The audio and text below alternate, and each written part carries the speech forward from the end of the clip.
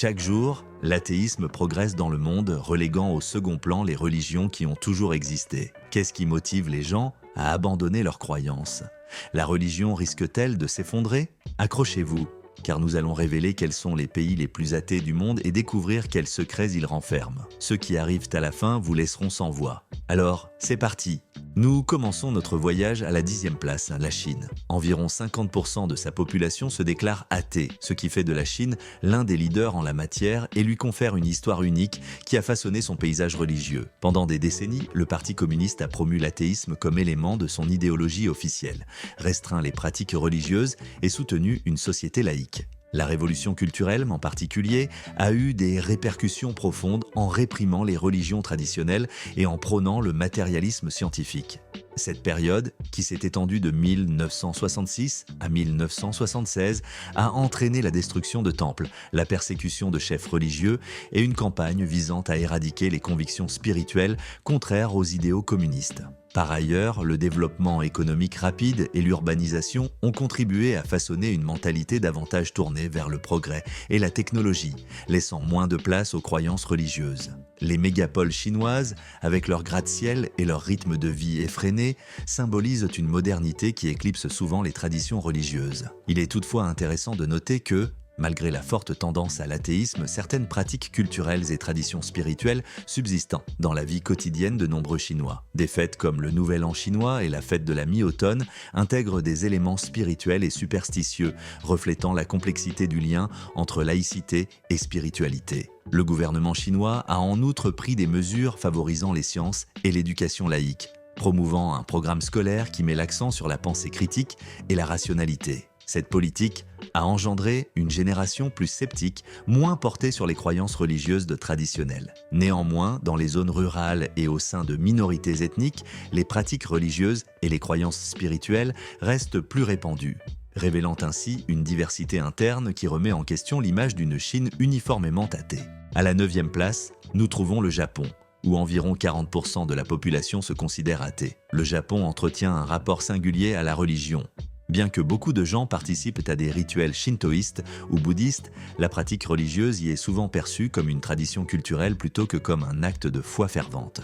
Le shintoïsme et le bouddhisme coexistent dans une symbiose unique, où les pratiques religieuses s'intègrent dans la vie de tous les jours sans qu'il soit nécessaire d'adhérer strictement à une doctrine particulière. Cette fusion permet aux Japonais de célébrer des fêtes religieuses sans forcément éprouver une croyance spirituelle profonde. La modernisation et le progrès technologique ont donné naissance à une société où la vie quotidienne est davantage axée sur le travail et le bien-être personnel, ce qui diminue le besoin d'une structure religieuse. De longues journées de travail, un accent mis sur la productivité et la quête de réussite personnelle ont déplacé bien des priorités, laissant moins de temps pour des pratiques religieuses. De plus, l'histoire du Japon, notamment la séparation de la religion et de l'État après la Seconde Guerre mondiale, a favorisé un environnement où la spiritualité peut subsister sans forte emprise religieuse. La Constitution japonaise de 1947 garantit la liberté de religion et établit clairement la séparation entre l'État et les institutions religieuses,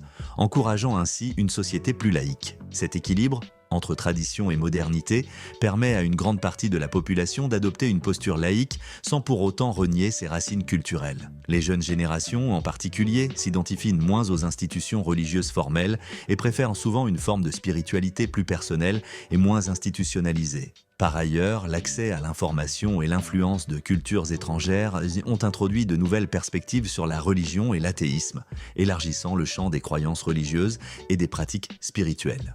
À la 8e place, on trouve la République tchèque, avec une proportion d'environ 37% d'athées dans sa population. Depuis la chute du communisme, en 1989, ce pays européen a connu un net recul de l'appartenance religieuse. Sous le régime communiste, la religion était fortement réprimée. Et bien que la liberté religieuse ait été rétablie par la suite, de nombreuses personnes ont conservé une vision laïque du monde, ancrée au fil des décennies. L'Église catholique, qui a historiquement joué un rôle important, a vu son influence et le nombre de ses fidèles diminuer, révélant un glissement vers une société plus sécularisée. Le niveau d'éducation et l'accès à l'information scientifique ont encouragé une remise en question critique des croyances religieuses traditionnelles. Les universités et les établissements d'enseignement tchèques valorisent la réflexion critique et la recherche scientifique, rendant les explications scientifiques du monde plus populaires que les explications religieuses. En outre, la liberté d'expression et l'ouverture aux différentes idées stimulent un débat pluraliste et vivant autour de la religion et de l'athéisme. Cette combinaison d'histoire et de valeurs modernes a créé un climat où l'athéisme s'est progressivement intégré à l'identité nationale. Les mouvements prônant le sécularisme et la rationalité y ont joué un rôle crucial. De plus, la diversité culturelle et l'influence des courants occidentaux ont élargi le spectre religieux, permettant à diverses confessions et philosophies de coexister pacifiquement, y compris l'athéisme.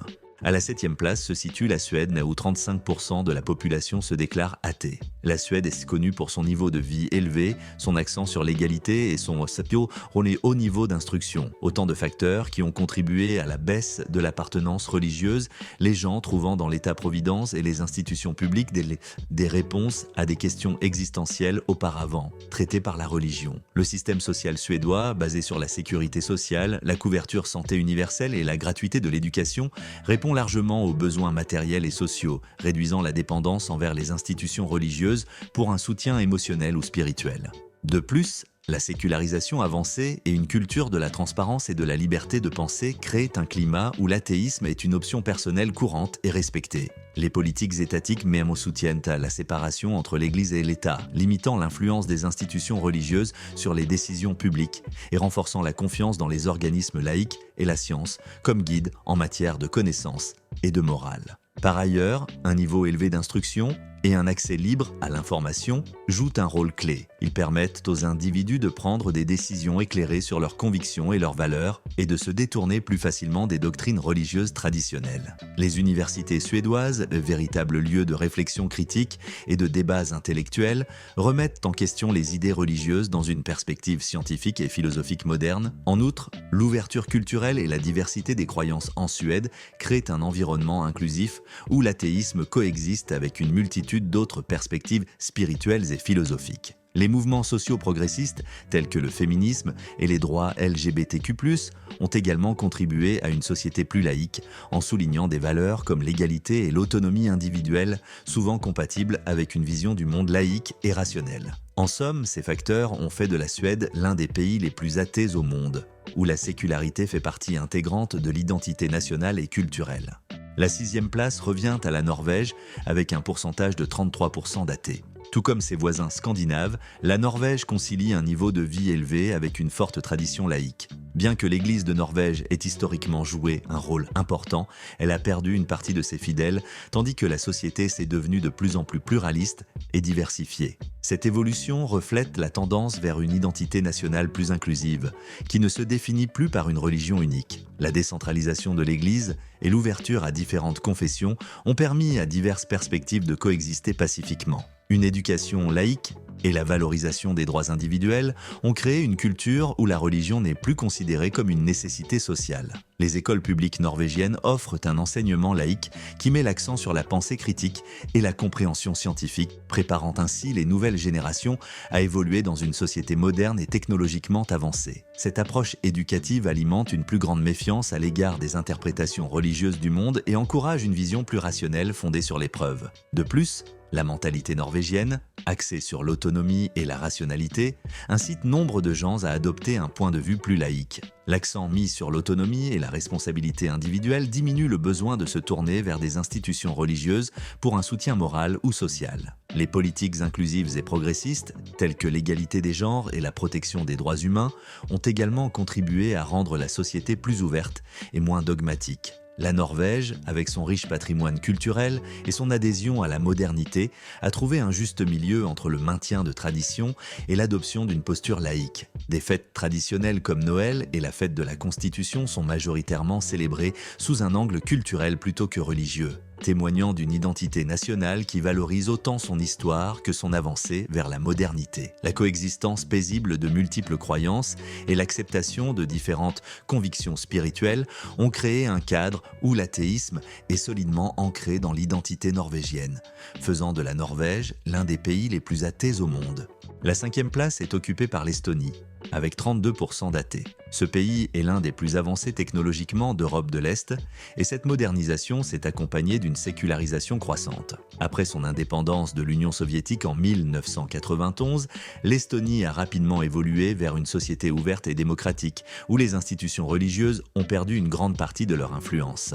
Sous l'ère soviétique, la pratique religieuse était fortement réprimée, créant une génération dont la vision du monde était largement laïque. À la récupération de la liberté religieuse, beaucoup ont choisi de conserver une posture séculière, imprégnée par des décennies d'éducation laïcisée et de contrôle idéologique d'État. Un niveau d'éducation élevé et un accès facilité à l'information ont favorisé un esprit critique et sceptique envers les religions organisées. Les universités estoniennes, réputées pour leurs filières scientifiques et technologiques, encouragent une culture de la réflexion critique et de l'analyse rationnelle. De plus, l'influence occidentale et l'intégration dans l'Union européenne ont renforcé les valeurs de liberté de pensée et de séparation nette entre Église et État. L'Estonie met également en place des politiques sociales progressistes qui promeuvent de l'égalité et la parité homme-femme, contribuant à façonner une société inclusive qui a moins besoin de structures religieuses traditionnelles. La diversité culturelle et les idées venues de l'Occident ont favorisé l'émergence d'une attitude plus laïque, faisant de l'athéisme une option légitime et reconnue.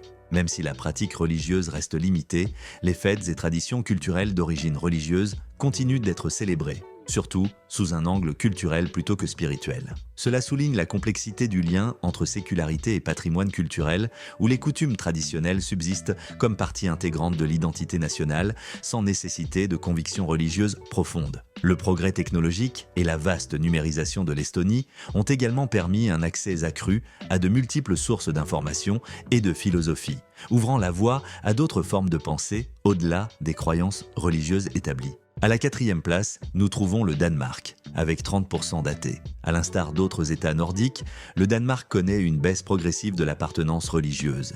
Plusieurs facteurs l'expliquent, notamment la grande confiance accordée aux institutions publiques, l'État-providence et le niveau de vie élevé, qui peuvent parfois diminuer le besoin d'une aide religieuse. Le système de protection sociale danois, qui inclut des soins de santé complets, l'éducation gratuite et un solide filet de sécurité sociale, procure à la population un sentiment de sécurité et de prospérité autrefois fourni par la religion. Une éducation laïque et une attention particulière aux droits de l'homme et à la liberté de penser ont façonné une société où l'athéisme est une décision courante et acceptée. Dans les écoles danoises, l'accent est mis sur les preuves scientifiques et la pensée critique, rendant la population plus sceptique face aux interprétations religieuses ou surnaturelles. De plus, la culture danoise, valorisant l'autonomie individuelle et la rationalité, facilite le passage à un mode de pensée plus sécularisé, considérant les croyances religieuses davantage comme une affaire personnelle que comme un devoir social. Par ailleurs, le Danemark a mis en place toute une série de mesures progressistes favorisant l'égalité et l'intégration sociale, encourageant une société plus ouverte où chacun est libre de choisir ses convictions et ses valeurs. La séparation claire entre l'Église et l'État garantit que les institutions religieuses n'ont pas d'influence directe sur les décisions politiques. L'ensemble de ces facteurs historiques, sociaux et culturels a fait du Danemark l'un des pays les plus athées au monde où le sécularisme est profondément enraciné dans l'identité nationale. À la 3e place, on retrouve les Pays-Bas avec 28% d'athées. Le pays se distingue par son ouverture culturelle, sa diversité et une approche progressiste dans de nombreux domaines, créant un environnement inclusif et relativement laïque, tolérant toute une variété de croyances et de modes de vie. La société néerlandaise accorde une grande importance à la liberté individuelle et à la diversité, permettant à chacun de choisir librement ses convictions sans crainte de stigmatisation ou de discrimination. Un système éducatif de qualité et l'accès aux connaissances scientifiques favorisent de la pensée critique et le scepticisme face aux enseignements religieux traditionnels. Les universités néerlandaises se caractérisent par leur accent mis sur la recherche et l'innovation, encourageant une culture du questionnement et de la curiosité intellectuelle. Par ailleurs, l'enseignement néerlandais insiste sur la logique, la raison et la preuve empirique, contribuant à former une société plus encline au doute et moins attachée aux dogmes religieux. L'histoire des Pays-Bas, qui fut longtemps un refuge pour des idéologies et confessions multiples, a façonné une société dans laquelle l'athéisme coexiste pacifiquement avec une grande variété de visions religieuses et spirituelles. Des siècles durant, les Pays-Bas ont été réputés pour leur tolérance et leur liberté religieuse permettant la cohabitation de plusieurs confessions et courants philosophiques. Cette diversité enrichit le tissu religieux et spirituel du pays et l'athéisme y est considéré comme faisant pleinement partie de l'identité néerlandaise. En outre, La politique néerlandaise applique une stricte séparation entre l'Église et l'État, empêchant les institutions religieuses d'intervenir dans les décisions gouvernementales. Il en résulte une confiance accrue dans les institutions laïques et la science comme référence morale et épistémologique.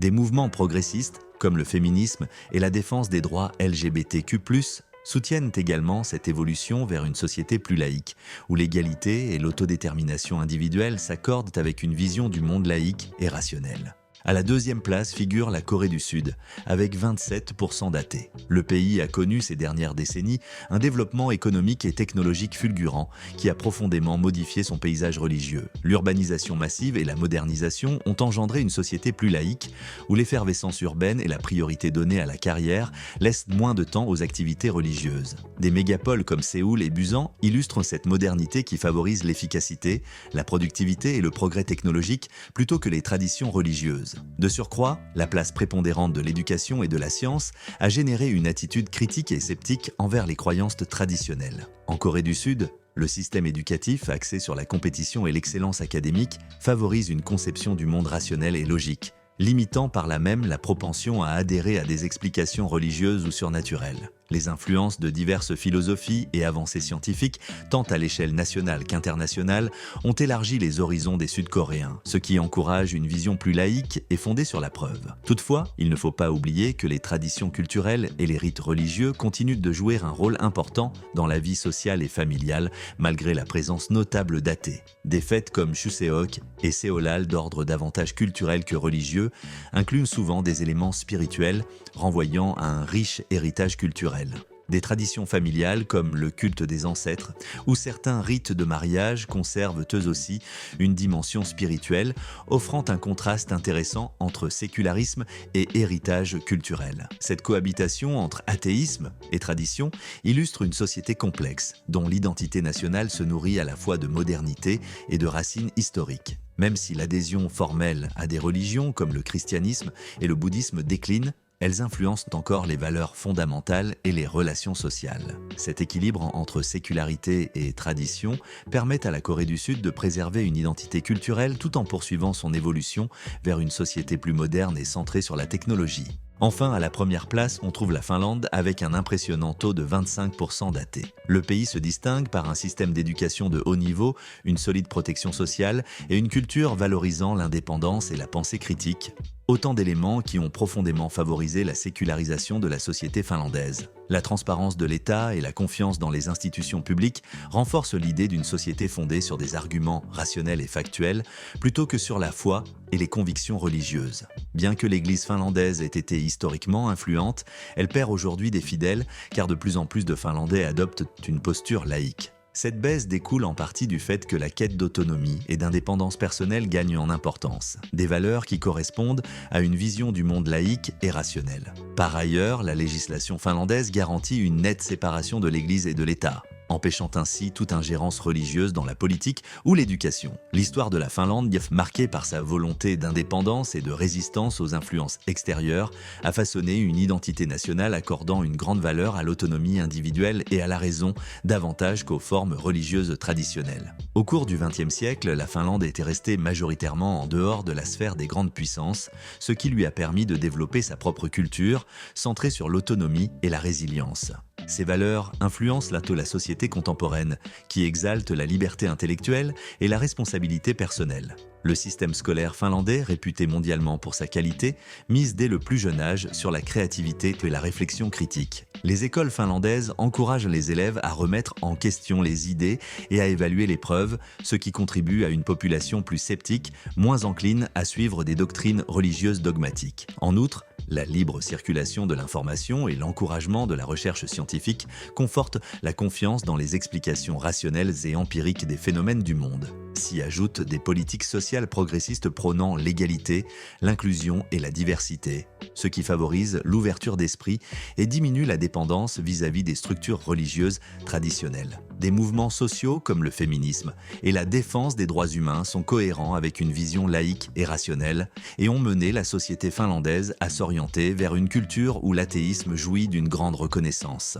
La cohabitation entre le patrimoine culturel et une pensée laïque reflète une société équilibrée. dans laquelle l'héritage historique fait partie de l'identité nationale sans imposer pour autant l'obligation de croire. Des fêtes telles que Noël ou Vappu sont célébrées essentiellement sous un angle culturel et non religieux, incarnant une identité nationale qui honore à la fois son histoire et son progrès. Le cumul de facteurs historiques, sociaux et culturels a fait de la Finlande l'un des pays les plus athées au monde et où le sécularisme est profondément ancré dans l'identité nationale et culturelle. Si ce périple à travers les pays les plus athées du monde vous a plu, n'oubliez pas de laisser un pouce bleu et de vous abonner à notre chaîne pour découvrir d'autres contenus passionnants de ce genre. À la prochaine!